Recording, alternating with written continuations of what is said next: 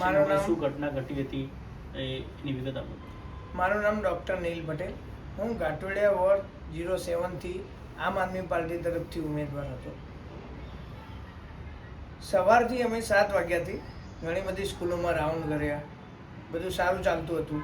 પછી અમે 12 વાગ્યે નવ સંસ્કાર હિન્દી સ્કૂલ ગયા. 12 વાગ્યાનો સમય હતો.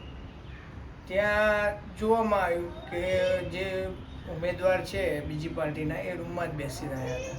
એટલે અમે થોડી વાતચીત કરી. કેમેરો ત્યાંનો સીસીટીવી બંધ હતો, એની વાતચીત થઈ.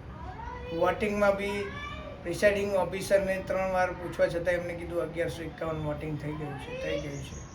તો મેં ચાલુ કર્યું કે ચલો વિડીયો ઉતારીને આપણે લોકશાહી પ્રમાણે આગળ વધી.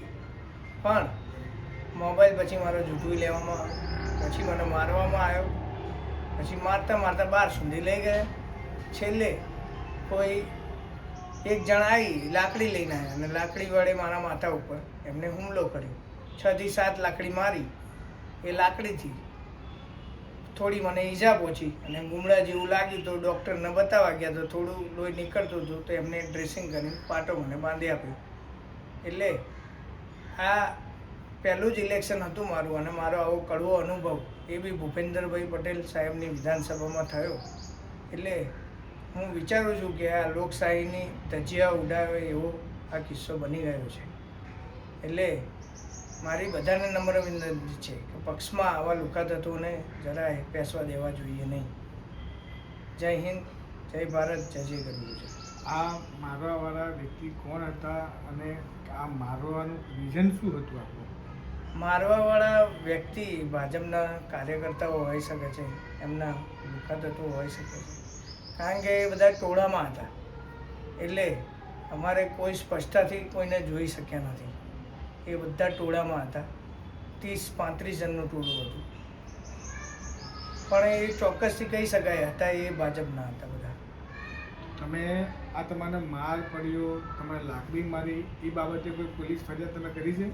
ના, એ બાબતે અમે અત્યારે હાલ પૂરતી અમે કોઈ પગલાં લેવા માંગતા નથી, જ્યાં સુધી મારી તબિયત સારી ના થાય ત્યાં સુધી. તો આ તમે ઉમેદવાર હતા, તમારું કાર્ડ ફાડી દીધું, આ બાબતે કોઈ ઉચ્ચ અધિકારી કે ચૂંટણી પક્ષને કોઈ રજૂઆત કરી? એની રજૂઆત તો પાર્ટી તરફથી મને લાગે છે થઈ ગઈ હશે, પણ મારું કાર્ડ બી એ લોકોએ ફાડી દીધું, જે હું અત્યારે હાલ જ નવું બનાવીને આવ્યો છું આવી પરિસ્થિતિમાં. એટલે જો બાબા સાહેબની આવી લોકશાહી રહેશે તો આ દેશને હવે પાકિસ્તાન બનતા બહુ સમય નહીં લાગે. તો તમે માનો છો કે આ તમે જીતવાના હતા એટલા માટે તમારો કોઈ હુમલો કરવામાં આવ્યો? હોઈ શકે છે એવું, કારણ કે મારા ઘાટોળેમાં અત્યાર સુધી મેં 1001 પેશન્ટોના ઘરે સેવા આપેલી છે પર્સનલી, અને ઘણા બધા ગરીબ દર્દીઓની સહાય બી કરી છે. અને હું પોતે ડૉક્ટર છું, એટલે ડૉક્ટરની ફિલ્ડમાં બી મેં ઘણા બધા કેમ્પો કર્યા છે RSS તરફથી, VHP તરફથી. એટલે મારા ઘણા બધા સગા સંબંધીઓ બી છે. એટલે વોટિંગ કદાચ સારું થતું હોય અને અમારા તરફી થતું હોય તો બી આ લોકોએ આવું કૃત્ય કર્યું હોઈ શકે છે.